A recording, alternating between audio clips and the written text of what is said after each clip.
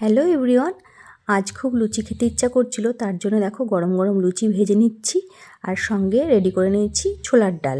ছোলার ডাল আর লুচি খেতে কিন্তু বেশ লাগে, তাই না?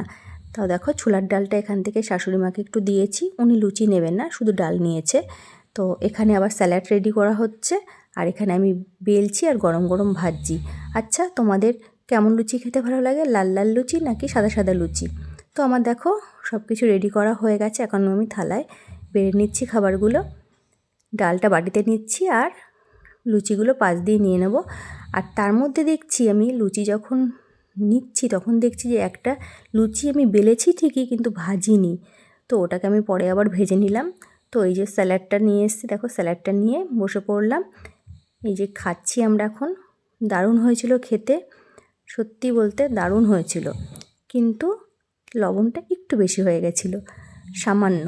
তবুও চলে গেছে, ভালোই লেগেছে, খারাপ হয়নি।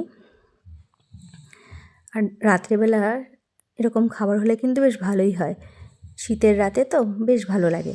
আমাদের এদিকে দেখো বিছানাও কিন্তু রেডি হয়ে গেছে, সব কিছুই আমাদের হয়ে গেছে, কিন্তু আমার কাজ আর এখনও শেষ হয়নি। এখনও সেই জামাকাপড়গুলো গোছানো হয়নি। আমি তারপর দেখো জামাকাপড়গুলো গুছিয়ে নিচ্ছি। গোছানোর পর আমার সম্পূর্ণ হবে কাজ, তারপর শুতে যাব। তো সবাইকে জানাই টাটা।